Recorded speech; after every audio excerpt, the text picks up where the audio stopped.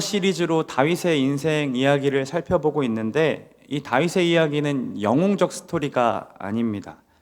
오히려 우리를 너무나도 닮아 있는 한 인간 다윗을 이끌어 가시는 그 하나님의 역사를 보여주고 있죠. 골리앗을 죽인 이후부터 다윗의 인생이 꼬이기 시작했습니다. 기름 부음 받았던 그 영광스러움은 자신의 인생에서 찾아볼 수 없을 정도로 그는 사울을 피해 도망쳐야 하는 인생을 살았죠. 왕에게 미움사고, 아내와 헤어지고, 사랑하는 친구와도 작별을 해야 했습니다. 그래서 이 다윗이 사울을 피해서 어디로 도망치냐면 라마 나요시라는 동네로 도망갑니다. 이 라마 나요스는 사무엘 선지자가 이 선지 생도들과 함께 보내던 지역이었습니다. 그러니까 우리로 말하면 어떤 신학교 같은 곳이죠. 그곳에 도착하고 사무엘에게 지금까지 있었던 이야기들을 다 토로합니다. 얼마나 그 억울함들을 많이 토로했었을까요? 그런데 얼마 지나지 않아 어떤 사람이 사울에게 전하여 발각되고, 다윗이 어디 있는지 발각되고, 즉시 또 암살자를 보냅니다. 이 19장부터 시작하면서 사울이 죽이고자 하는 과정들을 봤을 때 이 어떤 사람이 문제예요. 계속 어떤 사람이 다윗의 이야기를 계속 전해요. 그러니까 다윗은 늘 선하게 행동하는데 주변의 인들은 계속해서 다윗을 고발하는 것을 볼 수 있습니다. 그래서 라마나요스의 암살자를 보냈는데 특별한 일이 좀 벌어나요. 특이한 일이, 다윗을 죽이려 했던 암살자들이 그 자신의 일을 잊고 하나님의 영의 충만함을 받아서 그 자리에서 막 예언하기 시작하는 일이 벌어집니다. 여기서 이 예언한다라는 말은 미래의 일을 예언했다라는 것이 아니라 성령의 감동을 받아 하나님을 높이고 찬양했다라는 뜻입니다. 3번이나 전령들을 보냈습니다. 그런데 3번이나 보냈는데 모든 사람들이 다 하나님의 영에 감동되어서 하나님을 찬양합니다. 그래서 사울이 안 되겠다 싶어서 자신이 스스로가 라마나요스에 들어갑니다. 그런데 어떻게 됩니까? 사울도 하나님 영에 감동되어서 자신의 옷을 막 훌러덩 벗고, 왕의 옷을 훌러덩 벗고 라마나요스로 가는 길까지 계속해서 예언하고 밤낮으로 벌거벗은 옷으로 있었다라고 합니다. 이게 무엇입니까? 선지자들이 살던 동네이기 때문에 좀 영빨이 엄청났던 걸까요? 들어가자마자 막 충만해지고? 아니겠죠. 하나님께서 다윗을 이렇게 지금 보호하고 계시는 겁니다. 그러면 여러분들이 만약에 다윗이라면 어떻게 할까요? 어떻게 하시겠습니까? 여러분들이 그곳에 있는 다윗이라면 당연히 그곳에 더 머물러야겠죠. 더 적극적인 사람이라면 찬양하고 있고 지금 영으로 충만한 그 사울을 찾아가서 자신의 이야기들을 하고 자신의 오해들을 좀 풀고 날 죽이면 안 됩니다라고 했을 법도 합니다. 그런데 다윗이 어떻게 하는지 아십니까? 20장에 이렇게 나와 있습니다. 같이 한번 읽어볼까요? 다윗이 라마 나요스에서 도망하여 요나단에게 이르되 내가 무엇을 하였으며 내 죄악이 무엇이며 내 아버지 앞에서 내 죄가 무엇이기에 그가 내 생명을 찾느냐. 그가 누구를 찾아가요? 요나단을 찾아갑니다. 단순히 친구여서 찾아가는 것이 아니라 요나단은 사울의 아들이고 측근이었고 그리고 왕 다음으로 최고의 권력자였잖아요.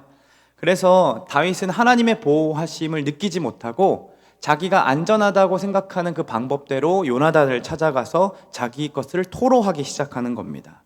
억울하게 쫓김을 당하기 시작하니까요, 그가 막 연약함을 드러내는 대목이 바로 이 대목입니다. 이것을 연약함이라고 이야기할 수 있는 이유는 1절을 다시 보면 알 수 있어요. 뭐라고 합니까? 내 죄악이, 내 죄가, 내 생명을, 내가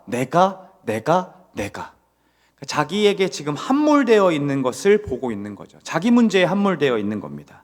원래 그가 어떻게 말하는 법을 했습니까? 여호와께서 이렇게 항상 하나님께서 이렇게 하셨다라고 고백했던 그가 지금 억울함 때문에 자기가 지금 생명의 위협을 받고 있기 때문에 내가 그 자기의 문제에 훅 빠져버리게 되는 것이죠. 사울이란 존재로 인해 공포와 두려움에 짓눌리게 되고 이 생명에 대한 위협을 느끼는 이 상황이 자신이 지금 이해할 수가 없다라는 겁니다. 그래서 참아왔던 그 분노와 울분들을 막 토로해내고 있는 거죠. 우리도 이럴 때 있지 않습니까? 학교 친구들 사이에서 또 직장 동료들에게 또는 이 교회 공동체 안에서 우리는 수도 없이 상처를 받게 됩니다. 그때 우리 어떤 생각들 합니까? 내가 도대체 그에게 어떻게 행동했는데, 내가 그렇게 잘해줬었는데 어떻게 나한테 이럴 수 있는가? 다 떠나고 싶다. 다 도망치고 싶다. 정말 지긋지긋하다. 교회 옮겨야겠다. 이것이 우리의 솔직한 마음들 아니었습니까? 모태신앙으로 살아온 청년들 얼마나 그 얘기를 많이 하면서 지금까지 버텨왔습니까? 교회 떠날 거다. 다른 교회 갈 거다. 이것이 자기 문제에 함몰되었을 때 나타나는 마음들이며 사단은 이 마음을 적극적으로 이용합니다. 그리하여 하나님의 생각과 뜻을 묻기 이전에 내 자신의 생각, 내 자신의 마음을 더 알아주기를 바라게 되는 것이죠. 옆에 사람들이 아무리 하나님의 뜻을 전해도 듣고 싶어 하지 않습니다. 아니, 들리지가 않아요. 자기가 원하는 말을 해줄 것 같지 않은 사람들에게는 찾아가 묻지도 않아요. 이러한 상태가 지금 어떤 상태입니까? 다윗의 상태였다라는 겁니다. 선지자 사무엘이 그와 함께 하면서 그 얘기를 다 들어주고 용기를 북돋아 주었습니다. 그리고 직접 하나님이 자신을 어떻게 보호하시는지를 하나님의 영에 감동된 암살자들과 사울을 보면서 이 보호하심을 느꼈을 겁니다.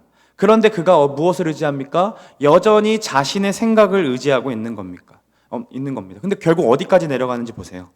이전사님께서 우리 다니엘 기도회 때 나누어 주신 것처럼 그는 제사장을 찾아가서도 뭘 합니까? 인간적인 필요만을 요구합니다. 21장을 보면 성소로 도망쳤는데 그가 하나님께 그 성소에서 예배했다라는 기록이 없습니다. 그는 떡이 필요했고 골리앗의 칼이 필요했던 겁니다. 그 칼을 받아들이고 그가 이렇게 이야기했다라고 이야기하죠. There is none like that. 그러니까 이와 같은 칼이 없다라고 얘기하는 거죠. 칼은 불편하다고 했던 사람 아니었습니까? 이거 나 못하겠어요. 나 물맷돌이면 충분해요. 라고 했던 그가 지금 이제 어떻게 합니까? 이와 같은 칼이 없다. 이게 나를 보호하는구나. 이방인의 칼이었고 골리앗의 칼에 굉장히 흡족해하는 다윗의 모습을 볼 수 있습니다. 그것이 자신을 보호해 줄 거라고 생각했던 거죠. 자, 선지자들의 동산이었던 라마나요에서 성소가 있는 노브로, 그리고 이제 노브에서 어디로 도망치냐면 블레셋 땅으로 도망칩니다. 사울이 블레셋을 무서워하는 것을 알기 때문에 블레셋 중에서 가장 강한 지역 가드로 도망칩니다. 그런데 여러분 이성적으로 한번 생각해 보세요. 블레셋에게 다윗이 어떤 존재입니까? 원수 중에 원수죠. 심지어 골리앗이 어디 출신인지 아십니까? 가드 출신이에요. 그러니까 골리앗을 죽인 자가 골리앗이 살았던 동네로 들어간 겁니다. 당연히 블레셋 사람들이 경계할 수밖에 없죠. 그런데 이거 왜 그렇게 들어갈까요? 지금 이 다윗의 시각에는 사울밖에 눈에 들어오지 않습니다. 사울에게만 피하면 된다라고 생각하는 거죠. 사울만 아니면 된다고 생각하는 겁니다. 그래서 블레셋 땅으로 들어갔는데 금세 발각되고 결국 그가 어떻게 합니까? 살기 위해서 이렇게 행동합니다. 그들 앞에서 그의 행동을 변화하여 미친 채 하고 대문짝에 막 극적극적거려요. 대문짝 막 계속 극적극적거리는 거죠. 그러고서 침을 막 수염에 흘리고 있는 모습을 보여줍니다. 그래서 침 이렇게 흘린다라는 것은 굉장한 수치심을 겪는 일이거든요. 보세요. 하나님의 보호하심을 받고 있음에도 불구하고 그것을 떠나서 자기 생각과 자기 판단을 의지했던 다윗의 인생이 지금 어떻게 됩니까? 군대의 지위에서 내려오게 되고 아내도 잃고 친구도 잃고 이제는 자기 자신조차 버리게 되는 거죠. 자존심 다 버리게 되는 거예요. 생명을 구걸할 수밖에 없는 도망자 신세가 되었다라는 겁니다. 이 도망자들의 삶은요, 생존 위주의 삶입니다. 어떻게든 생존하기 위해서 하루하루를 살아내는 삶인 거죠. 다윗은 지금 그렇게 살고 있었습니다. 그런데 오늘 우리가 읽은 본문을 보면 다윗이 조금 다른 모습을 하고 있습니다. 지금 앞에서 이야기들은 굉장히 자기 생존을 위해서 어떻게든 떡을 구하고 칼을 구하고 미친 척까지 하면서 살아가려고 했던 다윗이었는데 오늘 본문을 보면 다윗이 굉장히 멋있는 이야기들이 펼쳐지는 거죠. 어떤 이야기들이 펼쳐집니까? 엔게디 광야에 다윗이 숨어 있다라는 소식을 듣고 블레셋과 전쟁을 하고 돌아온 사울이 다시 또 다윗을 쫓아갑니다. 이 전쟁이 막 끝나고 왔는데 쉼이 없어요. 사울도 지금 다윗에게 눈이 고정되어 있습니다. 미쳐 있는 거죠. 그래서 그 사람들을 끌고 힘들어하고 피곤한 사람들을 끌고 다시 광야로 쫓아갑니다. 다윗이 굴에 숨어 있었습니다. 광야는 더우니까 굴 속에 들어가서 몸을 은폐하고 있었던 거죠. 그런데 갑자기 사울이 똥이 마려운 겁니다. 진짜 성경에 그렇게 써 있어요. 3절을 보면 뒤를 보러 들어가니라 라고 했는데 그냥 똥 싸러 갔다라고 하는 거죠. 자신의 눈에 보기에 적당한 굴을 찾아 들어갑니다. 어디 가서 쌀까? 우리나라처럼 이렇게 신하들이 똥을 받아주거나 이런 문화는 아니었던 것 같아요. 그래서 왕 혼자서 지금 굴로 들어간 겁니다. 그런데 그 굴이 어떤 굴입니까? 3절에 이렇게 나와 있습니다. 성경 진짜 재밌어요. 한번 보세요. 사울이 뒤를 보러 들어가니라 어떻게 합니까? 다윗과 그의 사람들이 그 굴 깊은 곳에 들어 수많은 굴들 중에 다윗이 있는 굴에 가서 똥을 싸고 있는 거죠. 숨어 있는데 갑자기 소리가 들려요. 근데 갑자기 냄새가 나요. 근데 봤더니 사울이에요. 이거 하나님 뜻 아닙니까? 이런 상황을 보면 우리 많이 하나님의 뜻이라고들 많이 이야기하지 않습니까? 마침 오늘 밤 외로운 감정이 막 밀려옵니다. 그런데 어떤 자매에게 갑자기 카톡이 딱 오는 거죠. 형제들 뭐라고 생각합니까? 이건 하나님의 뜻이다. 하나님, 내가 그렇게 외로웠었는데 이 사람인가요? 이렇게 말하는 것들 있죠. 또 직장 생활이 정말 지긋지긋하게 생각되어서 때려칠까, 내가 오늘은 기필코 때려치리라는 생각을 가지고서 매일매일 살아가다 했는데 마침 친구 한 명이 자신의 직장에 자리가 났다고 이력서를 내라고 얘기해 줍니다. 여러분 이거 어떻게 해야 됩니까? 하나님의 때입니까? 하나님의 뜻인가요? 그러면 내 직장에서 하던 사업들을 다 내려놓고 그쪽으로 옮겨가는 게 하나님 뜻일까요? 아니면 버티는 게 하나님 뜻일까요? 마침 이력서를 내라고 하는데, 만약에 여러분 목사인 제가 다른 교회에서 오라 그래가지고 청년부 사역들 다 내려놓고 여러분 안녕히 계세요, 전 떠납니다 이러면서 다른 교회로 간다면 그건 하나님의 뜻인가요? 아니라는 눈빛으로 보고 있죠. 그럼 우리도 마찬가지이겠네요. 그렇죠? 도대체 이것이 어떻게 하나님의 뜻인 줄을 분별할 수 있을까요? 다윗에게도 그러한 분별력이 필요했습니다. 사울이 지금 똥 싸고 있는 광경, 등에서 그냥 칼을 꽂기만 하면 바로 왕자를 얻을 수 있는 이 상황이 하나님의 뜻이 맞는지에 대한 분별력이 필요했던 거죠. 4절을 한번 같이 읽어보겠습니다. 함께 했습니다. 다윗의 사람들이 이르되 보소서, 여호와께서 당신에게 이르시기를 내가 원수를 내 손에 넘기리니 내 생각에 좋은 대로 그에게 행하라 하시더니 이것이 그날이니이다 하니. 하나님께서 그렇게 얘기하셨잖아요. 내 원수 당신의 손에 넘긴다고 하셨잖아요. 오늘이 그날이에요. 오늘이 하나님 뜻을 이루는 날이라고요 하면서 지금 사람들이 막 얘기하고 있는 거예요. 정말 지금이 하나님의 때인 것 같아요. 그래서 다윗이 슬금슬금 걸어갑니다. 사울을 향해 걸어가다가 어떻게 행동합니까? 4절에 이렇게 나와 있습니다. 다윗이 일어나서 사울의 겉옷자락을 가만히 베니라. 이 왕의 옷은 권세를 상징합니다. 그는 옷을 베는 순간 자신의 손으로 왕의 권세를 쟁취하려 했다는 그 사실에 마음이 찔려하기 시작한 겁니다. 그리고 그가 모두 앞에서 이렇게 이야기합니다. 그 이야기 속에 그가 왜 사울을 죽이지 않았는지에 대해서 나타내주고 있습니다. 한번 같이 읽어볼까요?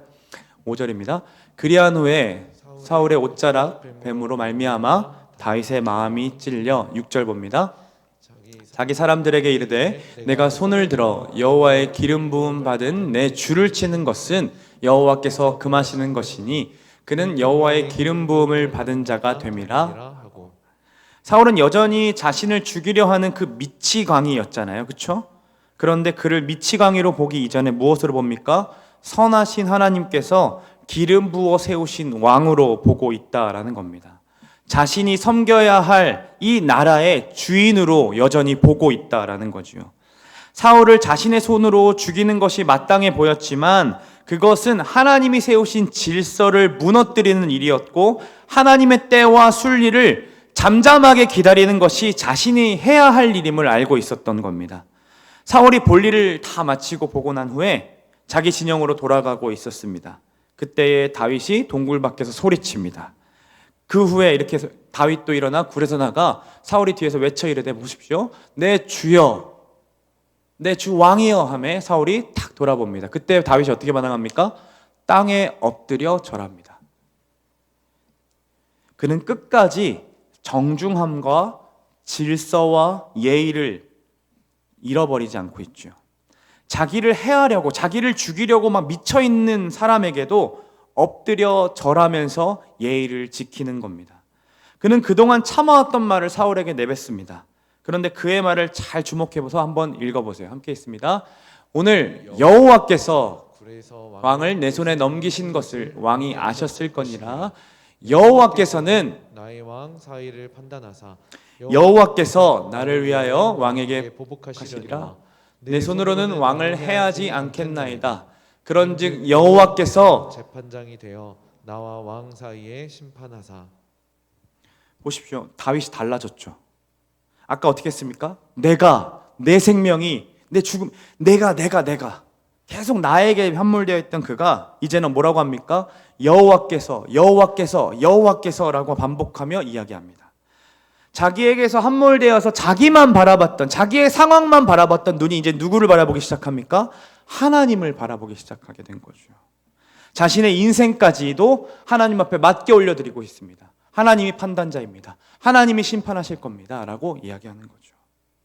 하나님께서 내 억울함을 풀어주시고 건져주실 겁니다 라고 이야기하는 실력이 되었다라는 겁니다.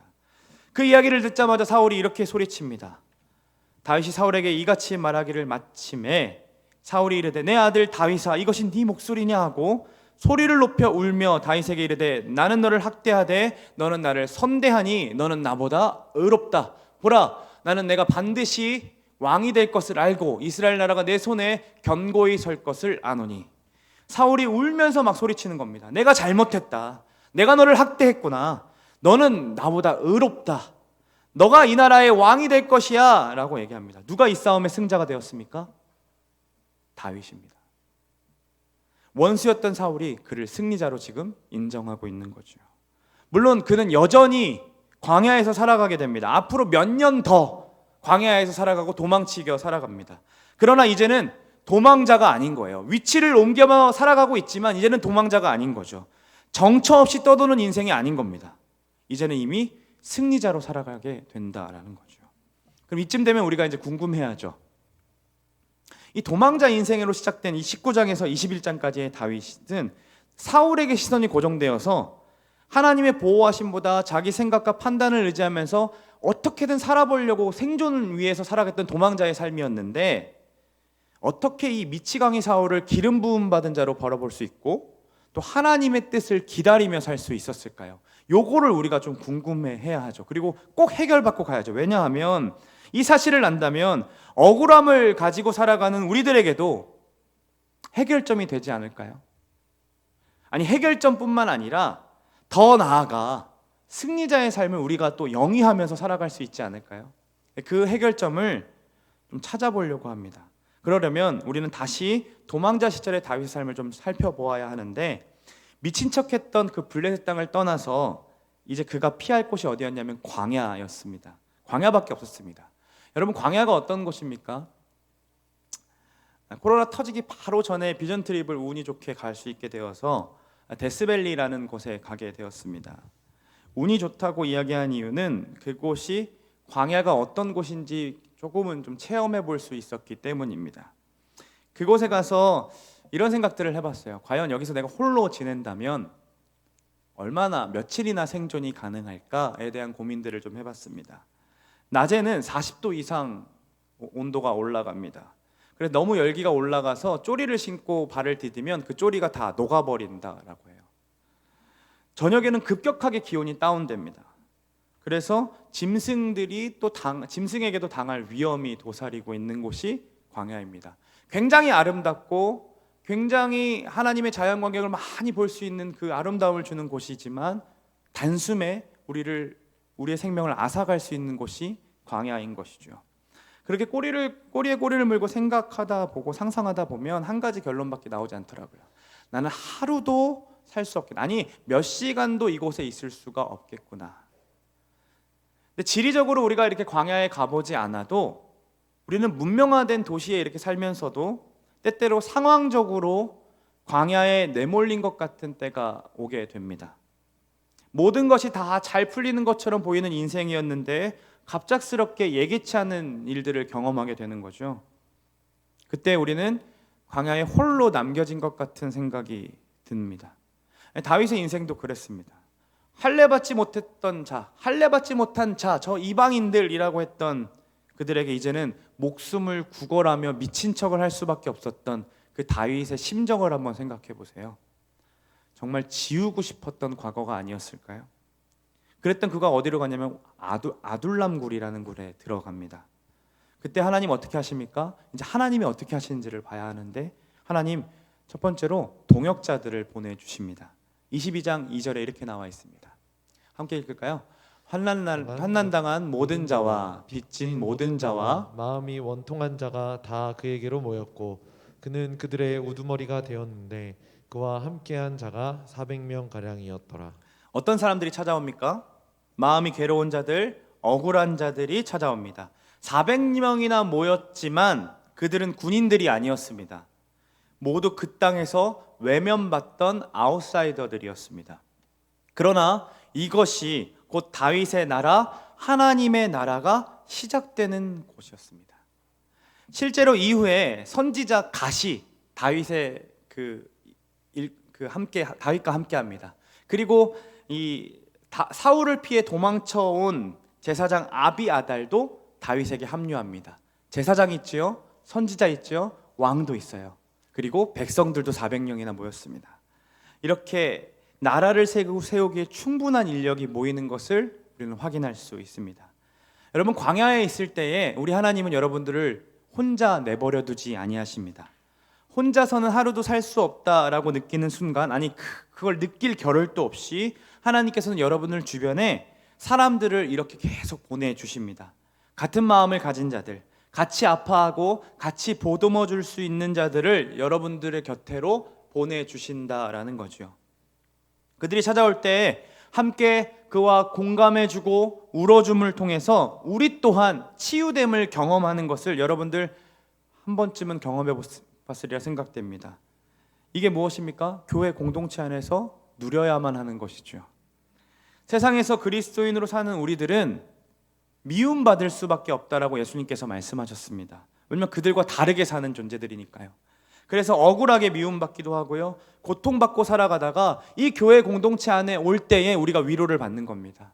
그래, 얘도 세상에서 싸우고 있구나, 얘도 그렇게 억울함을 당하고 있구나, 나도 지금 그런데 하며 같이 울며 불며 다시 마음을 세워가는 것이 교회 공동체이고 마을 모임인 거죠. 그렇게 위로를 얻습니다.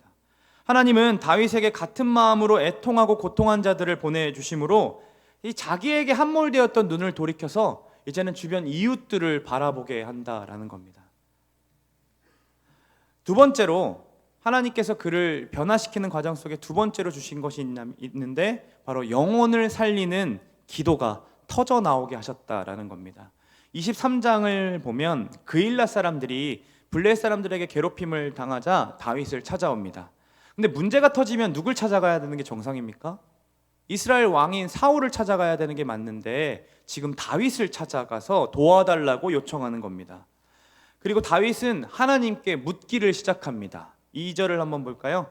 이에 다윗이 여호와께 묻자와 이르되 내가 가서 블레 사람들을 치립니까? 여호와께서 이르시되 가서 블레 사람들을 치고 그일라 사람들을 구원하라 하시니, 이 다윗이 구했고 하나님께서 이렇게 응답하셨기 때문에 다윗이 행동으로 옮기려고 하자 다윗 사람들이 막 말리기 시작하는 겁니다. 지금 미쳤어요? 당신 지금 당신이 지금 어떤 상태인지를 몰라요? 사울에게 쫓김당하고 있는데 지금 무슨 블레셋과 전쟁까지 일으켜요? 이거는 죽은 목숨입니다. 하지 마세요. 안 됩니다. 다윗이 어떻게 반응합니까? 우리 같으면 이렇게 얘기하지 않겠어요? 내가 기도했어, 내가 하나의 음성 들었어, 네가 뭔데? 라고 얘기하지 않겠어요? 그런데 뭐라고 하는지 보세요. 또다시 나아가 하나님께 묻습니다. 같이 한번 읽어볼까요? 다윗이 여호와께 다시 묻자와 여호와께 대답하여 이르시되 일어나 그릴라로 내려가라. 내가 블레셋 사람들을 내 손에 넘기리라 하신지라. 자, 보세요. 자기 자신에게 함몰되어 사무엘을 찾아가 이야기하고 또 요나단을 의지했던 그가 이제는 누구한테 찾아가서 자기 사정을 얘기합니까? 하나님을 찾고 있다라는 거죠. 그가 왜 기도합니까? 그일라 사람들을 살리기 위해서 기도한다는 겁니다.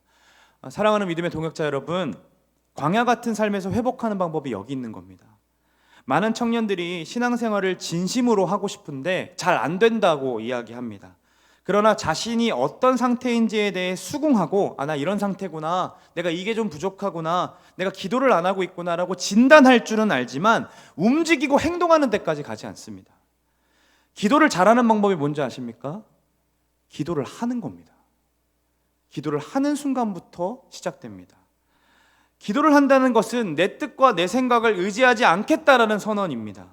그러니 사랑하는 여러분, 지금 처한 그 고난과 광야 같은 삶에서 승리하고 싶다면 여러분 기도해야 합니다.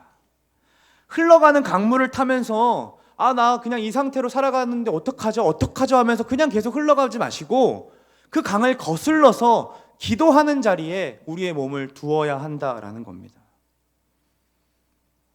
예배의 자리에, 기도의 자리에 우리의 몸을 둠으로 하나님께 기도하는 우리들이 되기를 간절히 소망합니다. 다윗을 보면요, 자기 자신을 위해서 기도하지 않았죠. 자기 문제를 해결하고자 기도를 시작한 게 아니라 이웃의 사람들의 고통을 위해 지금 기도했다라는 겁니다. 이방 민족에게 당하고 있는 자기 백성들을 아픔을 공감하면서 하나님께 간구했던 겁니다. 믿는 자들은 여러분 이렇게 다 반응합니다. 믿는 자들의 삶은 다 이렇게 기도하기 시작합니다. 아브라함도 소돔과 고모라를 위해서 기도했습니다. 모세도 이스라엘 백성들을 위해서 간구합니다. 하나님께서는 이러한 지도자가 필요했던 겁니다. 하나님께서는 이 나라에, 이스라엘 나라에 이러한 왕이 필요했던 겁니다. 아버지의 마음으로 백성들을 사랑할 줄 아는 왕, 아버지의 마음을 알아 기도로 묻고 구하는 그 왕이 필요했기에 다윗을 광야로 부르시고 그를 회복시켜가는 과정 가운데 영혼들을 위해 기도하게 하시는 겁니다. 그가 조금씩 이렇게 회복하기 시작하는 거죠. 마지막으로 하나님은 하나님 당신만이 다윗의 피난처이심을 다윗이 알게 하십니다. 하나님만이 피난처이심을 알게 하는 거죠. 그일라 사람들의 요청으로 지금 블레셋을 쳐 죽이고 그들의 모든 것들을 다 회복시켜 주었습니다. 다윗이. 그런데 얼마 지나지 않아 이 그일라 사람들이 배반을 해요. 진짜로 얼마 지나지 않아 사울에게 우리 땅에 다윗이 있습니다라고 고발합니다. 그래서 사울이 이제 군사들을 이끌고 다윗을 죽이러 올 때 다윗이 이제는 어떻게 합니까? 도망치고 또 요나단 찾아가고 이러지 않습니다. 다시 또 하나님께 묻습니다. 하나님, 그가 나를 그의 손에 넘기겠습니까? 그일라 사람들이 나를 넘길까요? 그리고 사울이 쫓아올까요? 내가 그렇게 들었는데 정말입니까? 하나님께서 말씀하십니다. 그가 내려오리라. 그리고 또 물어요. 22절에 그일라 사람들이 나와 내 사람들을 사울의 손에 넘기겠나이까? 여호와께서 이르시되 그들이 너를 넘기리라. 두 번이나 묻고 두 번이나 똑같이 대답하십니다. 너를 넘기리라. 너를 넘기리라. 그렇게 기도하는 족족 하나님께서 응답하시는데, 근데 이거 다윗이라면, 여러분들이 다윗이라면 우리가 원하는 응답이 아니지 않습니까? 하나님, 저 이 직장에서 떨어질까요? 어떻게 될까요? 라고 묻는데 직장에서 떨어질 거야. 하나님, 다시 한 번 더 묻습니다. 제가 이번 시험 성적 엄마한테 말하면 혼날까요? 그럼 저 죽겠죠? 죽도록 혼날 거야. 이거 너무한 거 아닙니까? 이런 거 듣자고 우리가 지금 기도하는 거 아니잖아요. 하나님, 제가 이런 응답 받으려고 제가 금요일날 시간 내서 기도하러 온 줄 아십니까? 이런 마음들 막 오지 않습니까? 나만 그래요? 나만 억울한가? 그런데 우리가 원하는 건 사울이 갑자기 막 설사병이 도져가지고 그일라로 못 내려오게 되었다, 이 상황이 바뀌는 거잖아요. 그렇죠? 아니면 그일라 사람들이 마음이 변해서 다윗을 보호해 주었다, 이런 게 우리가 원하는 스토리인데 사울이 진짜 하나님 말씀대로 옵니다. 두 번이나 물었으면 눈치 있게 알았다, 못 오게 할게 이렇게 하시지도 않고 올 거야, 무조건 와, 이렇게 말씀하시죠. 근데 보세요, 중요한 게 여기서 나와요. 성경 끝까지 봐야 된다는 거죠. 14절에 이렇게 나옵니다. 같이 한번 읽어볼까요? 14절 제가 안 드렸나요? 제가 읽어드릴게요. 같이 한번 찾아볼까요? 23장 14절입니다. 23장 14절. 성경을 읽는데 그렇죠? 우리가 같이 한번 읽어보겠습니다. 시작. 다윗이 광야의 요새에도 있었고 또 십광야 산골에도 머물렀으므로 사울이 매일 찾되 하나님이 그를 그의 손에 넘기지 아니하시니라. 보세요. 하나님의 말씀대로 그일라 사람들을 다윗에게 넘겨주었어요. 그일라 사람들이 고발했고 사울이 찾아옵니다. 그래서 다윗이 이리저리 피하고 사울이 매일 찾으러 댕깁니다. 그런데 어떻게 됐습니까? 못 찾아요. 왜 그렇습니까? 다윗이 잘 숨어서 그럴까요? 아니죠. 성경이 말하고 있잖아요. 뭐라고 합니까? 하나님이 그를 넘기지 아니하셨다는 거죠. 하나님 직장 어떻게 될까요? 응, 이번 직장에서 안 될 거야. 그러나 하나님이 그를 포기하지 아니하시고 책임져 주신다는 거예요. 하나님 저 엄마한테 혼날까요? 혼날 거야. 혼나지만 하나님이 책임져 주신다니까요. 이렇게 하나님은 응답하신다라는 겁니다. 매번 자신이 원수의 손에 넘겨짐을 당하는데 매번 하나님이 자신을 보호해 주신 손길을 지금 어디서 체험합니까? 광야에서 체험하는 겁니다. 그의 신앙이 이 하나님의 손길을 느끼기 시작하자 하나님의 때를 기다릴 수 있는 실력까지 되었다라는 거죠. 이 모든 게 어디에서 이루어졌습니까? 다 광야에서 이루어졌다는 거죠. 23장 29절에 이렇게 나와 있어요. 다윗이 거기서 올라가서 엔게디 요새에 머무니라. 말이 좋아 요새지 요새 광야였습니다. 엔게디 광야였습니다. 광야에는요 조금 더 살기 편한 광야가 없어요. 그저 어딜 가든 하루도 살 수 없는 곳이 광야인 거죠. 근데 그런 곳이 다윗의 거처가 되었고 다윗의 요새가 되었다라고 성경은 이야기하고 있는 겁니다. 처음에 그는 외롭게 아둘람 굴에 있었습니다. 하나님 도대체 저에게 왜 이러십니까? 이런 말들이 마음속에 계속해서 되뇌이며 되뇌였을 거예요. 여러분이 다윗이라면 무엇을 원했을까요? 하나님 이 광야 언제 탈출할 수 있을까요? 언제 내가 기름 부음 받은 자대로 살아갈 수 있을까요? 하나님 저 그거 안 할래요. 차라리 그냥 평범하게만 살고 싶어요. 하나님 저 그만 도망치고 싶어요. 그냥 저기 변방에 가서 평범하게 살래요. 이런 마음들이 들지 않았을까요? 우리도 이런 생각 많이 하잖아요. 요즘 얼마나 많이 합니까? 하나님 이 코로나 도대체 언제 끝날까요? 하나님 제발 좀 이 상황에서 벗어나게 해주세요. 이 환경에서 나 하나님 그만 괴로워하고 싶어요. 이게 우리의 바람이고 우리의 기도 아닙니까? 그런데 하나님은요 다윗의 마음을 다 아시면서도 여전히 광야에 머물도록 하신다라는 겁니다. 아니 도리어 광야에서 벗어나서 나라를 세우는 것이 아니라 그 광야 한가운데에서 하나님의 나라를 시작하도록 만든다는 거죠. 하나님이 그를 통해서 만드시는 그 나라는 힘으로 권력으로 세우는 나라가 아니었습니다. 그러려면 전사들 다 400명을 보내셨어야죠. 그런데 다윗에게 모인 자들이 어떤 자였습니까? 똑같이 억울함 당하고 똑같이 외면당하고 똑같이 외로움 당하고 있는 자들이었습니다. 왜요? 그게 하나님 나라라는 거죠. 그 모임이 하나님 나라의 시작이라는 거죠. 자신으로부터 시선을 돌려서 이웃을 바라보았더니 이제는 어려움 당하는 이웃들을 위해 기도하는 마음까지 자라기 시작합니다. 혼자 결정할 수 있는 권세와 세력을 갖추었지만 자신의 권세가 하나님으로부터 온 것임을 알기 때문에 그는 자신의 생각, 판단을 이제는 접어두고 하나님께 계속 나아가서 묻기 시작했죠.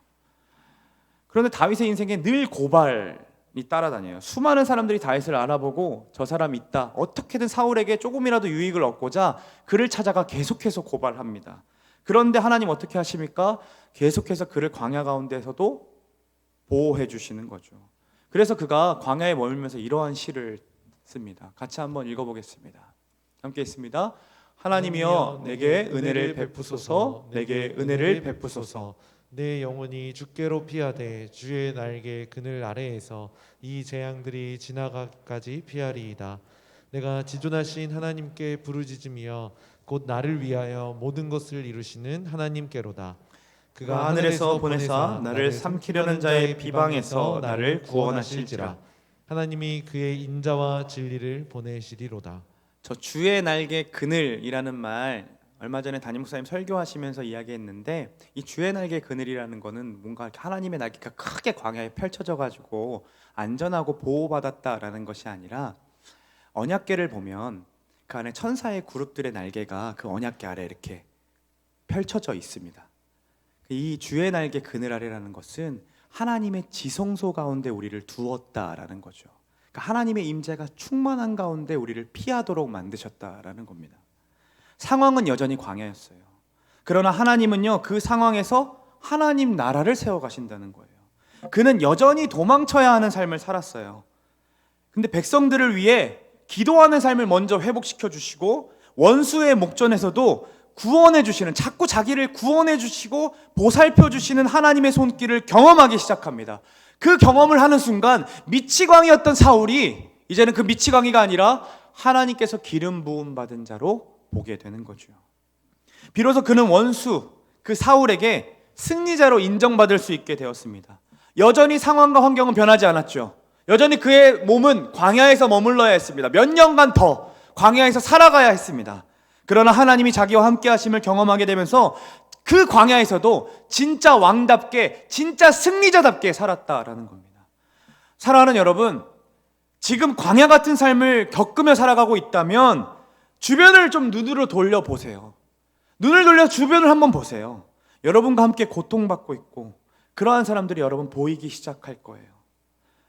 그리고 내 기도가 안 나오니까 그들을 위해 먼저 기도하기를 좀 힘써 보세요. 그때에 하나님께서 여러분들을 보호해 주시고 피난처 되어 주신다는 사실을 경험하게 될 것입니다. 문제는 뭐입니까? 아는데 안 된다는 거예요. 아, 그래, 내가 주변을 돌려 이웃들을 바라봐야겠구나. 아, 그래, 내 동역자들이 있으니까 나 힘내봐야지. 그리고 그들을 위해 기도해봐야지. 그리고 내가 내 삶 가운데 보호해 주신 하나님의 손길을 경험해봐야지 하고 아자아자 하고 집으로 돌아가는데 어떻게 됩니까? 나가는 순간 우린 또 시험에 빠져. 아, 내일 어떻게 또 살아가야 되지? 내일 또 어떻게 또 해야 되지? 이런 고민들 빠져나잖아요. 그래서 너무나도 쉬운 방법이지만 확실한 방법 한 가지만을 소개하고 말씀을 마치려고 합니다. 이것만 듣고 가면 돼요. 환난당한 모든 자, 그리고 빚진 모든 자, 마음이 원통한 자가 다 다윗에게로 모여들었죠. 그때 뭐가 시작됩니까? 보이지 않았던 하나님 나라가 그곳에서 시작되었습니다. 우리 예수님의 나라도 그렇게 시작되었습니다. 세리, 창기, 병자들과 같이 외면받고 환영받지 못한 자들이 다 예수님께로 나아왔습니다. 그리고 그는 말씀하시죠. 때가 찼고 하나님 나라가 가까이 왔다. 그렇게 하나님 나라가 그를 통해서 시작되는 겁니다. 보이지 않았던 그 하나님의 나라가 이루어지기 시작했던 거죠. 다윗은 백성들을 위해 기도하는 삶을 살아가기 시작할 때에 그의 영혼이 조금씩 회복함을 경험하게 됩니다. 우리 예수님 어떻게 하셨습니까? 날마다 하나님 아버지께 기도하시는 분이었어요. 그럴 필요가 없는 분이죠. 이미 모든 권세를 다 가지신 하나님의 아들이시기 때문에 그냥 생각하는 대로 판단하시고 행동하셔도 다 그게 하나님의 뜻이었고 하나님의 방법이었어요. 그런데 그분이 뭐 하십니까? 하나님께 묻고 구했다라는 겁니다. 다윗처럼 스스로 결정할 권세가 있었음에도 하나님과 그 친밀한 교제를 나누는 시간을 포기하고 싶지 않으셨던 거예요. 그래서 머리 둘 곳이 없이 늘 피곤함에 사람들을 맞이하고 고치고 살아가는 그 와중에 그 일상 속에서도 날마다 새벽을 깨우며 기도하셨던 분이 바로 우리 예수님이셨습니다. 다윗은 계속해서 고발당하죠. 사울은 계속해서 다윗을 죽이려고 합니다.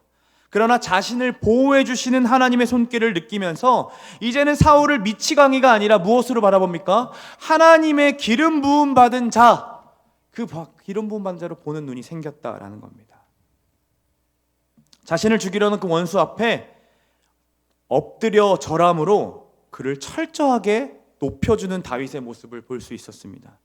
우리 예수님 어떻게 사셨습니까? 늘 고발당하셨죠. 조금이라도 성경을 아는 자들이 어떻게 와서 예수님 앞에 와가지고 계속해서 고발당합니다. 자신을 원수처럼 생각하는 그들을 위해 뭐 하십니까? 예수님 기도하셨습니다. 그것도 광야보다 더 극한에 몰린 그 십자가 위에서 원수들을 위해 기도하셨다라는 겁니다. 같이 말씀을 한번 읽어볼까요? 누가복음 23장 34절 말씀인데요. 이렇게 적혀 있습니다. 아버지, 저들을 사하여 주옵소서. 자기들이 하는 것을 알지 못함이니이다. 그 십자가를 통해 죄에 미쳐 살아가는 그 원수들을 살려주시는 거죠. 그게 누구입니까? 우리입니다. 마치 사울처럼 어떻게든 내 자리를 유지하고 싶어 해서 일에, 돈에, 연애에 미쳐 살아가지만 우리를 하나님께서는 미치광이로 바라보지 않으시는 거예요. 우리를 하나님께서 기름 부어 선택하신, 창세전에 선택하신 그 하나님의 자녀로 바라보신다라는 거죠. 그래서 살려주시는 그 사랑이 이 성경에 쓰여져 있습니다. 광야 같은 삶에서 회복하고 싶은 여러분들에게 단 한 가지만을 권면합니다. 광야보다 극한에서도 기름 부음 받았던 여러분들을 사랑하신 그 예수 그리스도를 온전하게 바라보십시오. 그 예수님만을 바라보십시오. 그 예수님을 바라볼 때에 자연스럽게 우리도 그 승리자의 삶을 누리며 살 수 있는 겁니다.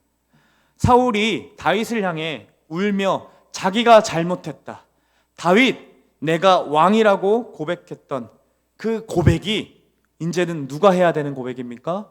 우리가 하나님을 향해 고백해야 되는 고백인 겁니다. 나를 위해 십자가 그 나무 위에서 매달려 죽으신 그 예수님 바라보면서 애통하는 마음으로 오 하나님, 오 예수님, 내가 잘못했습니다. 당신이 나의 왕이십니다. 그렇게 고백할 때 그때서야 우리의 그 고난 중에 그 삶이 회복을 경험하기 시작됩니다. 광야가 언제 끝날까? 여기서 언제 탈출할 수 있을까의 그 마음들을 내려놓으시고 광야에서 어떻게 하나님을 만날 수 있을까? 어떻게 예수님을 바라볼 수 있을까를 날마다 고민하며 살아가는 우리의 일상이 되기를 간절히 소망합니다. 우리 그 마음 가지고 자리에서 일어나서 이 찬양으로 하나님 앞에 고백하겠습니다. 우리 불을 좀 꺼주시고, 일어나지 않아도 괜찮겠어요. 여러분 편하신 대로 하세요. 이 시간 정말로 여러분을 광야에 두셨다라고 생각하시고 하나님께 고백합시다. 하나님께 고백합시다. 그냥 하나님께 반응해 봅시다.